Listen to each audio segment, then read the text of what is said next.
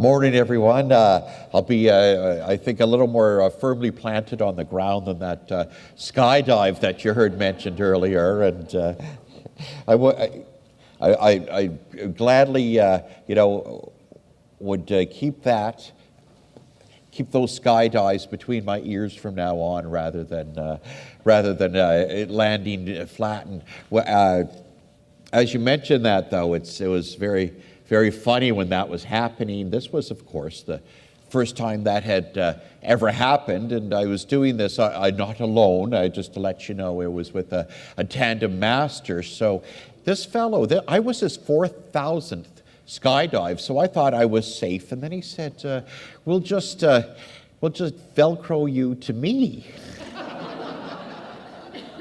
And that should have been the first clue that maybe this wasn't the best plan. And somehow, exuberance. Now, I should add, too, this was a skydive in Mississippi, and I'd been staying in New Orleans, so maybe I got wrapped up in the moment of life in the French Quarter and lost complete sensibilities when I went skydiving with this fellow. So we're going down. Now you can imagine, we've already been up, we're on oxygen tanks, we're down to like 8 minutes on the oxygen, and I've got a free fall for 2 full minutes first, and then halfway down, still 8,000 feet to go, and he said, "We've had a little change in landing protocol." The parachute's not even out yet, and the only way to communicate is on microphone, and we've had a little change in landing protocol. And I wonder, what the heck does that mean? As the trees and the river below me, he's like getting bigger and bigger and bigger. So he's there, "Yeah, well, everything will be perfectly safe, but we're just..." You know what that meant? We're going to belly flop with me under him. So that's how we landed.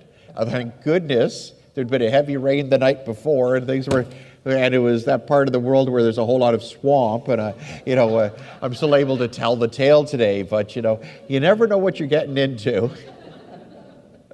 But from here on, I guess the only leap is going to be to share with you the words that are in front of me, and put perhaps skydiving into full retirement now. But and that's what's so wonderful to be here today in this wonderful room. I'm thinking the disability movement's come a long way. You heard it was 1981 when I had my injury. I grew up in Woodlawn in Dartmouth, and I played for the Nova Scotia rugby team the summer of 1981. I was just graduate from high school.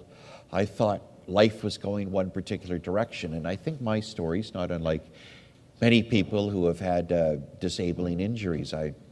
I thought I'd be going to another university. My parents had just moved from here to Toronto, so I figured it would be in the Toronto area, maybe coming back to Dal. I didn't know, but I just knew I was going to university after I'd had the summer of playing rugby in the Canada Games. Well, I did start university.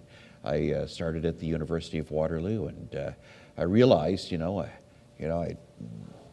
Scotia boy, growing up in what I thought was a fairly sizable town, until I got to Southern Ontario and realized, things were a lot bigger down there, and I didn't know a soul.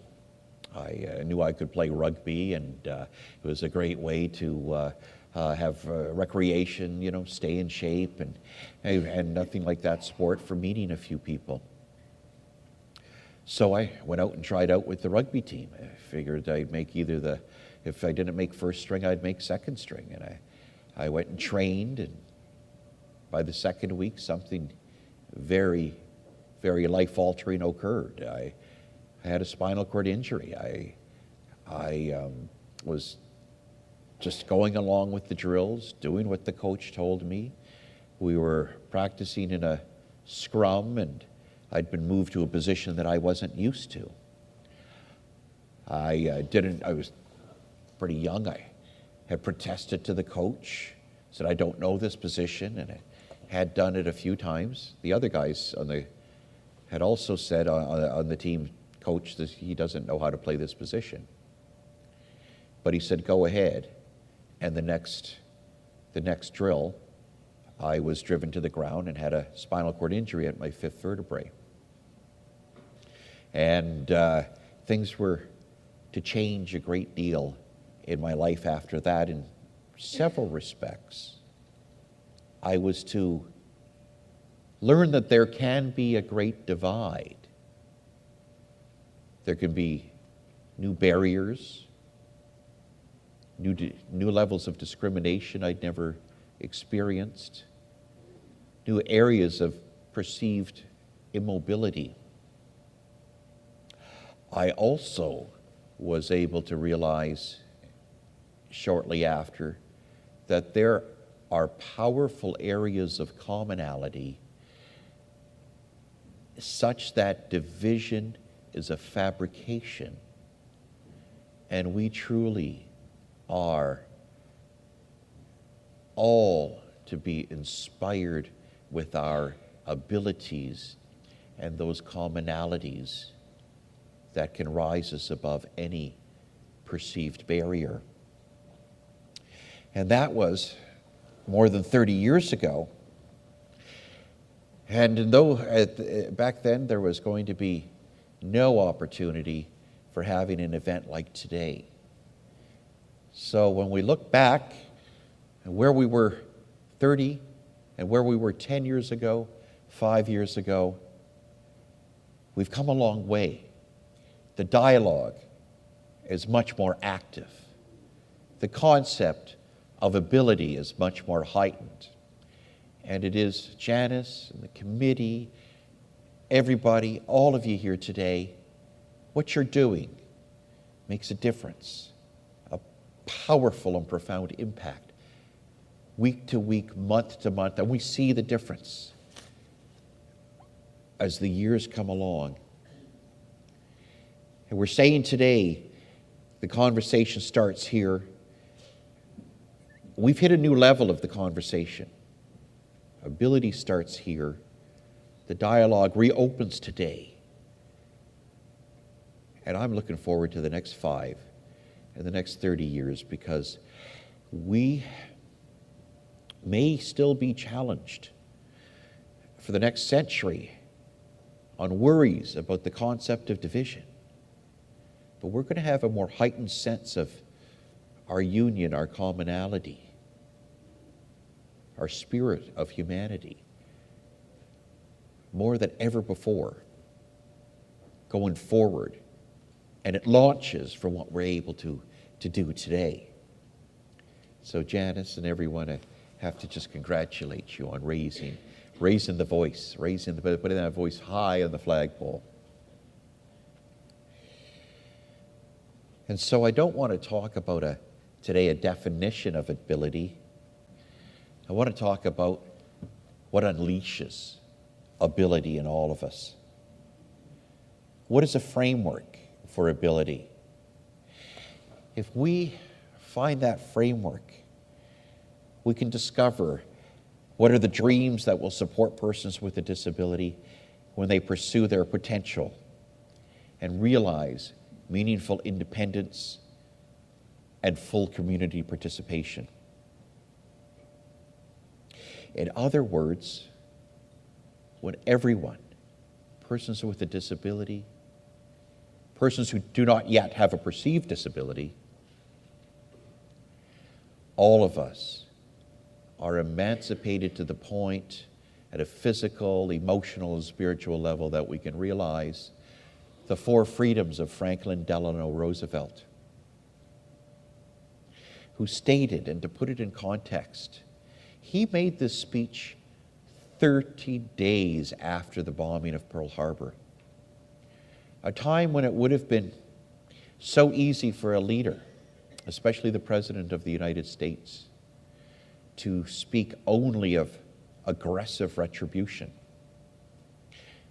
Aggressive retribution, we've heard that from other leaders. We've heard that more recently from other presidents in the past decade.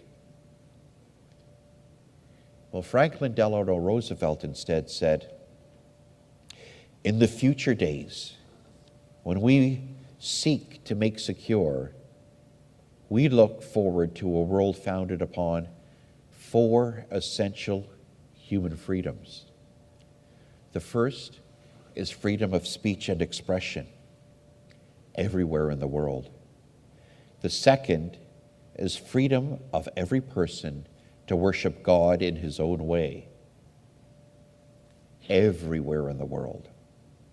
The third is freedom from want, which translated into world terms means economic understandings which will secure to every nation a healthy peacetime life for its inhabitants everywhere in the world. The fourth is freedom from fear, which translated into world terms means worldwide reduction of armaments to such a point and in such a thorough fashion that no nation will be in a position to commit an act of physical aggression against any neighbor, anywhere in the world. And at the close of his speech, Roosevelt said, "Freedom means the supremacy of human rights everywhere. Our support goes to those who struggle to gain those rights to keep them. Our strength is in our unity of purpose."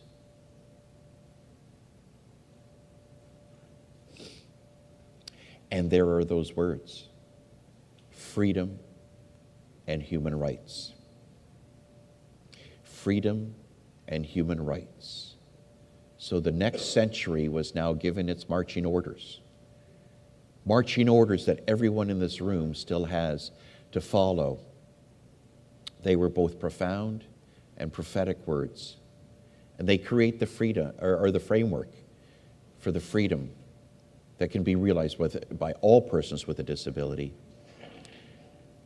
the freedom that can be experienced by all persons to reach a point of, dare I say, it's not easy to say, a point of love, a point of a sense of self-love, a point of understanding and loving others, both as a person with a disability, for the broader community, and I mean the broader community which sometimes does put up barriers, and then that broader community to still feel love for all persons with disabilities, to feel compassion, understanding, and empathy for all persons, whatever their ability, whatever their skin shade, their religion, their faith, their gender, or their sexual orientation. To know deeply how to receive compassion and to give it to others. To have a profound sense of beauty and empathy for all. And to be imbued with a deep sense that we're all interconnected. It's love that has defeated war. Love is the defeated hate. It's defeated prejudice. And it's defeated fear. And it empowers. It creates the equanimity for which all of us can dream. And with those dreams, we can have the confidence to never, never quit. We can have the confidence and the belief of all possibility. In other words, we can have the framework in which to unleash ability. Ability to act, ability to dream, ability to manifest upon all of our dreams. And we know politicians and leaders don't much like to use that word love. We will hear compassion often, but it's difficult words. And why? And if any of you were here last night to hear Michael Landsberg, why? It's because often to use such words can mean you're weak, be perceived as being weak. Well, I say it is not a weakness, it is a strength to talk about love and compassion. But if you think it's weak, I want to quote Bobby Kennedy, who on the night when a nation was highly divided in the United States in 1968, the night Martin Luther King was shot, fatally wounded, he stated, "We can move in that direction as a country in greater polarization, black people amongst blacks, white amongst whites, filled with hatred toward one another, or we can make an effort, as Martin Luther King did, to understand and comprehend and replace that violence, that stain of bloodshed that has spread across our land, with an effort to understand compassion and love. What we need in the United States is not division. What we need in the United States is not hatred. What we need in the United States is not violence and lawlessness, but is love and wisdom and compassion toward one another, and a feeling of justice toward those who still suffer within our country, whether they be white or whether they be black." And for anyone who ever dared call Bobby Kennedy weak, they were likely to hear much different if they were to challenge him. Seeking love, compassion, and justice for the weak, the oppressed, the shunned in our society is not a weakness. It is a strength. And the most bloody wars in history have been fought for that strength, that purpose. I must say personally, too, I've experienced the ability and potential realized amongst persons with a disability when I see human rights flourish, when I see dignity emerge as the centerpiece toward independent living.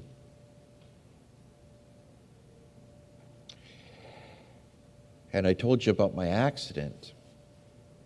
What was quite a while ago, that both changed and opened doors in my life. And I want to share with you what I think started my road to also thinking about abilities. It was strange that first period right after my accident. I really didn't it was so early, so traumatic, so intense. I didn't think about difference. It's ironic, some months later, when I was emerging from rehab hospital and later, I started to realize that other people might perceive me as different now, but I didn't. More ironically, though, working closely, and I'm so thankful, it's my family, my parents, my friends, they didn't let that happen. From day one, I had such a close bond and nuclear support. And I think that is where, it's not the end, but it's where ability begins. It's an ability for all of us to look to a friend in need, and sometimes a need they don't even perceive, and with single-minded purpose, be there to support that friend. I was only 18. I had friends who just focused on our common sense as young adults to still grow together emotionally, educationally, spiritually, and to enjoy the company of each other. And I also had parents deeply involved in. I want to just digress for a minute here when I talk about single-minded purposeness. I mean, you heard that I wheeled across Canada in 1997. I was at 11 kilometers an hour, 9,000 kilometers in 197 days. We started in an absolutely brutal storm on April 1st in Cape Spear. Winds were at 70 kilometers an hour, and it was a rough day. It was a rough day, and I had underdressed. I can't tell you. All of you, if you've all been to Newfoundland, or we know a maritime storm. If you've underdressed and then you decide to go out on the highway for a good 8 hours, you're making a huge mistake. I thought I would just wear, sort of undergarments, a sweater, and, a nice little shell to block the ice rain away. What a mistake. 1 kilometer, next layer. 2 kilometers, next layer. 5 kilometers, I was ready to go back in the van, jump in the airplane, get the heck out of here. It was over. And then we're on the highway, and my chair starts fishtailing into the middle from the shoulder right in, because there's nothing but a big whiteout and ice all the way in, and I've gone now 12 kilometers, 9,000 to go, and what the heck am I going to do from there? So that's how I began, and I started thinking that, that it end up, it's 30 plus weather by the end of August on the highways in Saskatchewan. And there I was in the middle of a wheat field. It was getting close to harvest time. It was beautiful, beautiful sights. The grain and the gold and the golden, undulating prairie. All of a sudden, out of nowhere, this van pulls over, and it's a mom and a son with a disability. But it was bizarre because I'm on the highway, feeling very hot, but making good time, moving along, and this ramp just flips out, and just about shuts me down. I'm going full speed. This ramp flies out, and I have to stop immediately. And then there's this head pops out of the side of the van. It's just hello, and then her son pulls out. We stay in the road and we talk for a good half hour, maybe an hour, and the young lad, he wanted to go to med school. And we talked. He was probably only about 10 or 11 years old. And we talked, and it was funny. You knew that this was a mom who was closely involved with her son, because all of a sudden, if you can imagine, I'm on the shoulder of a highway, huge ditches. If you ever spent as much time near a ditch in Saskatchewan as I did that year, you realize that they dig their ditches pretty deep. She all of a sudden grabs my joystick and just drives me out of the way. And so what? I really don't like anyone just taking control of my chair, and especially that close to dropping into the ditch. And I realized, she drove it perfectly. And I think, this is a mom. She knows she definitely has a son who has a disability, and she knows how to drive a chair, and it does this obviously every single day. But it reminded me, and through this room, the role of family in supporting the ability and unleashing the potential of all persons with a disability. And as I do still go coast to coast across Canada, all parents and siblings and friends played a critically important role. So often the preponderance of that support does fall on the shoulders of mothers. And as I said, allow me to digress for a moment, because I just wanted to note that I see it so frequently, the critical role of mothers across this country, raising and lifting the abilities of persons with a disability right across Canada. And again, there's 4 million persons with a disability in Canada. And often, without the singularity of purpose of others, And it pauses me to further think, the role my own parents played in my life, and I wonder what were they thinking when they walked into the hospital, knowing they just got a phone call that I'd had an accident. They were walking through the doors of the hospital, and we all know what that's like. They know that at the end of the hallway, I'm near death. And the whole passageway is flickering fluorescent light, that pungent odor that comes from hospital hallways.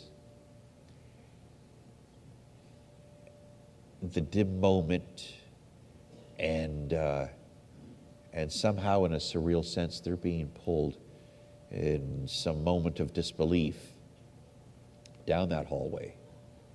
I often wonder what they were thinking, because the moment they crossed that threshold, their lives were never going to be the same again either. And they were there, for me, with singularity of purpose in the early days and all the way through this period. And as I said, I just want to take note that I see that across the country. And those who really do unleash their ability, they only get there because of those who are so close to them that change their lives.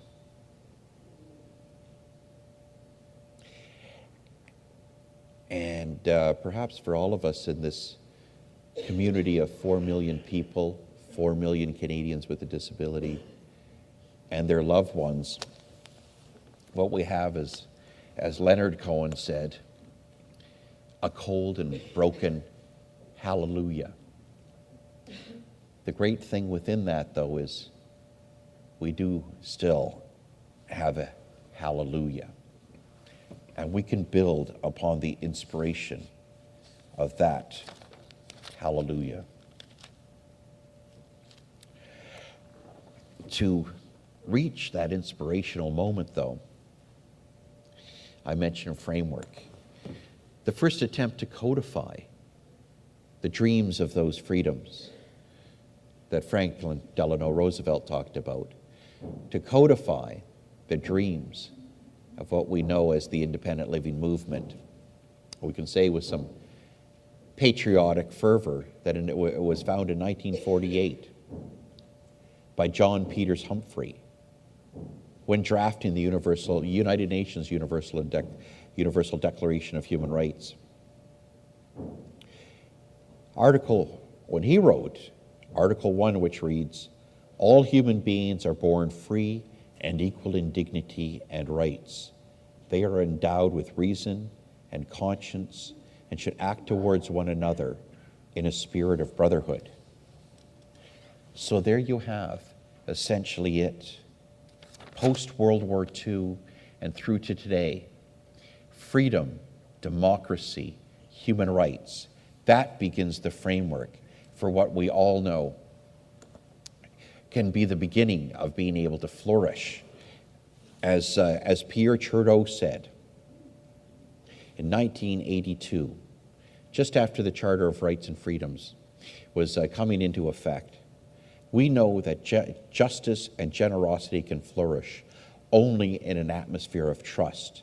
For if individuals and minorities do not feel protected against the possibility of the tyranny of the majority, it is useless to ask them to open their hearts and minds to their fellow Canadians.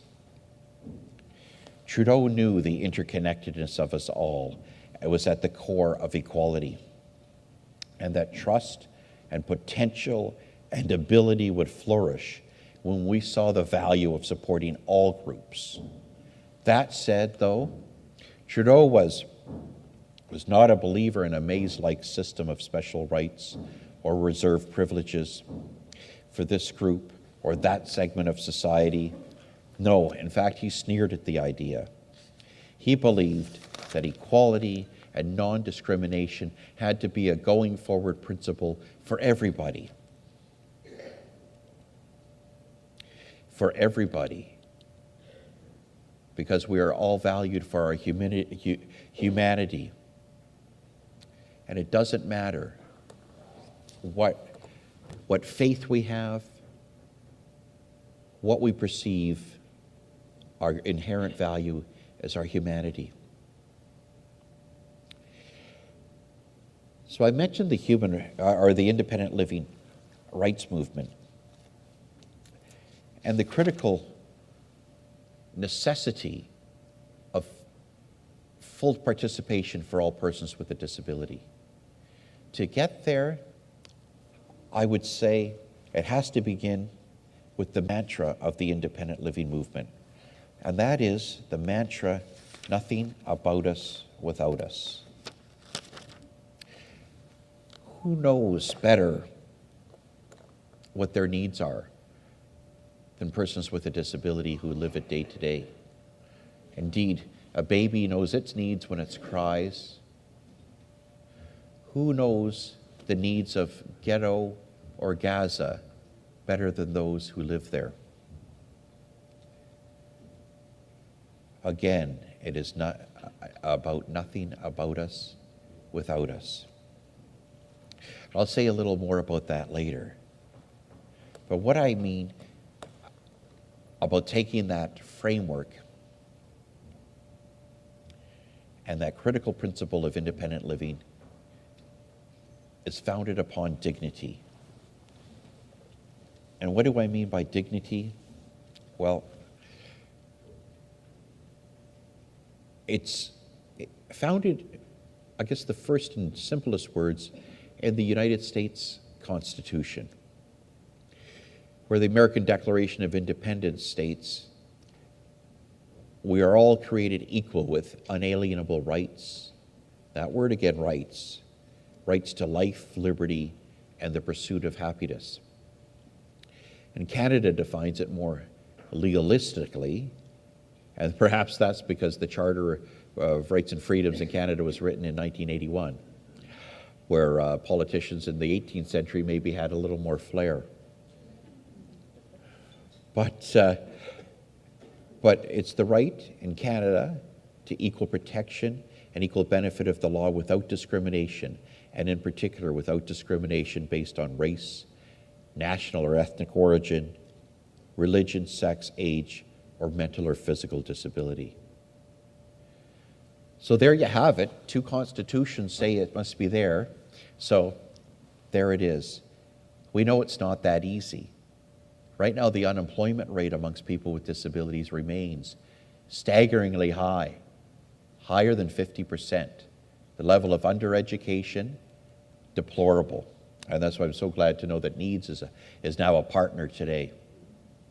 Barriers to transportation, barriers to housing, barriers to attendant and necessary support cares, barriers to the essential human freedoms that can help unleash ability, barriers that we can all change. But if we want to turn it around, I suggest we can. The answer is simpler amidst a complexity of perceived barriers. And that is what I like to call the 6 dignities. The 6 dignities, which can be a gem, a multifaceted gem. They're not degrees of separation, they are degrees of inclusion. And they can eliminate exclusion. They are first, dignity in public perception, dignity in the community, dignity in law, dignity in public policy, dignity of the self, and dignity of the future. And what I mean by that, when I say dignity of public perception, yes, there are several negative portrayals in media. After all, if you look at the Star Wars series, who's the bad guy? It's the disabled person. Darth Vader. As soon as he crosses the threshold into being fully disabled, then he becomes evil.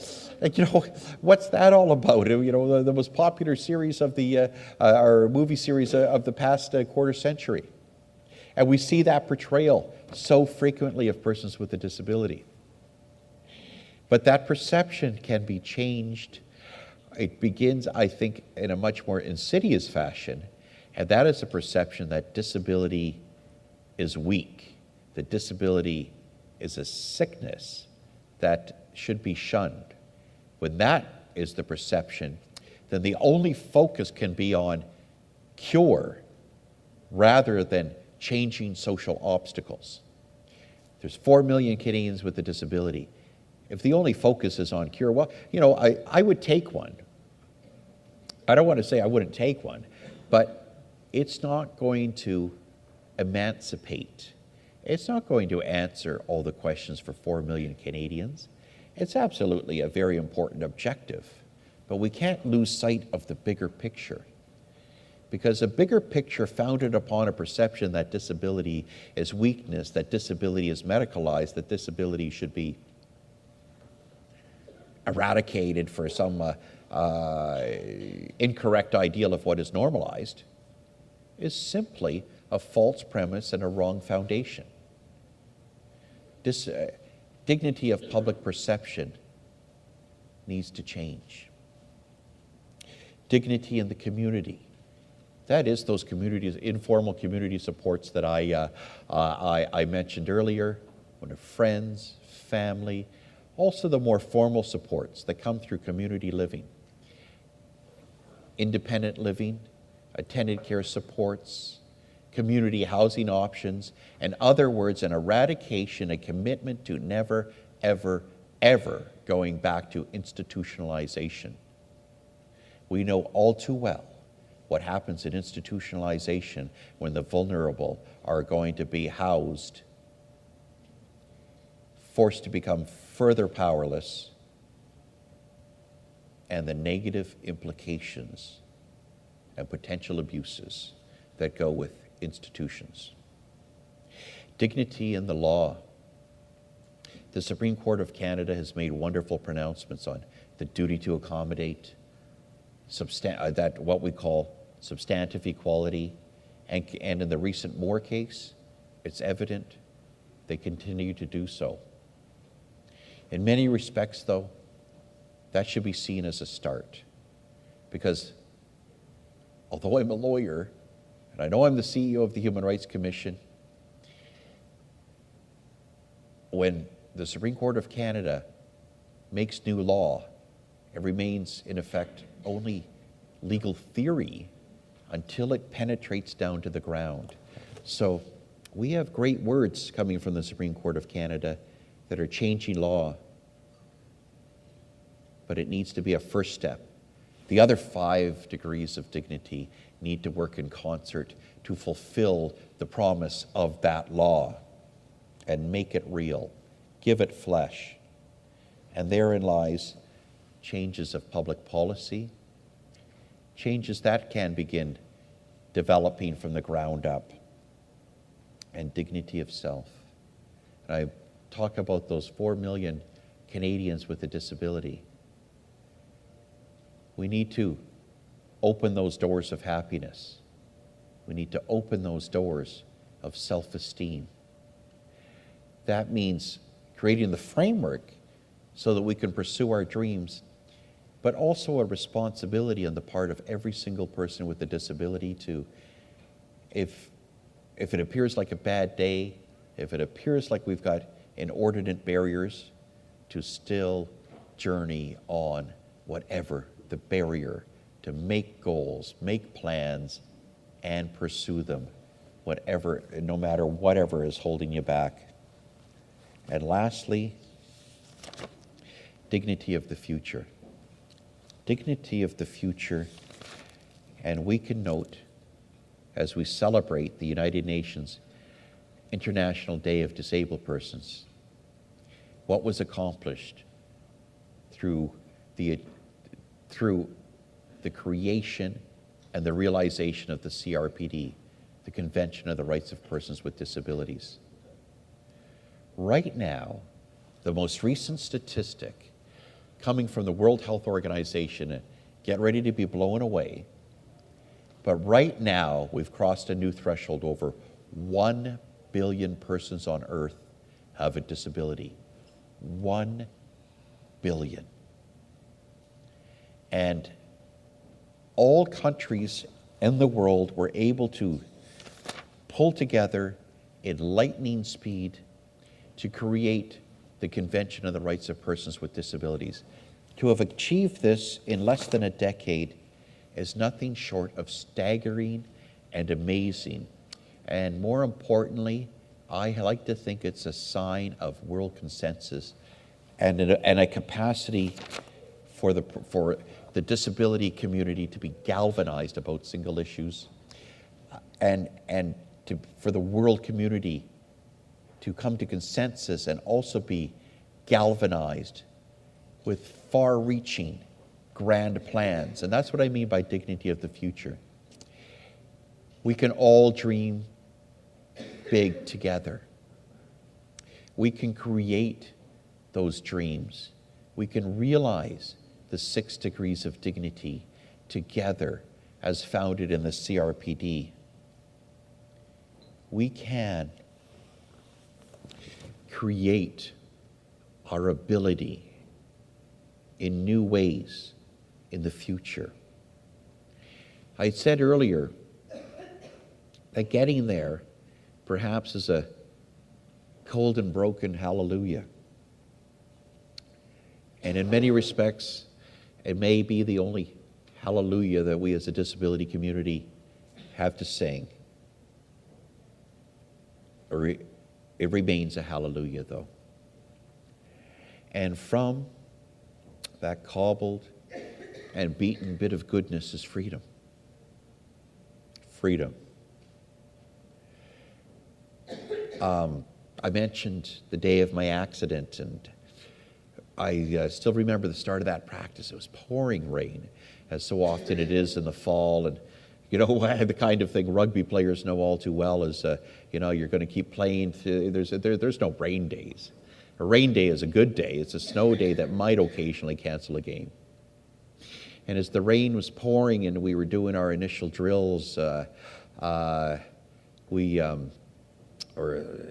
fought with boots, and our boots bringing up the mud. And later there was that accident I mentioned. And so the way I landed was pressed on my right side. And still through my left eye, there was this moment, though, of the clouds parting and the sun. And it was almost the potential for that dichotomy. Either let one part of you stay trapped in the mud, or let the other half see the sunshine, see the potential, see our ability. And I like to think that for all of us, we see the sun. We have the potential to see the sun. And it is FDR's 4 freedoms. It is the framework of the 6 dignities, when in place, that allow us to all realize our freedom, understand our human rights, fully share in a dialogue of rights, and to do nothing greater than to see that our ability starts here, and to always engage in that conversation. Thank you.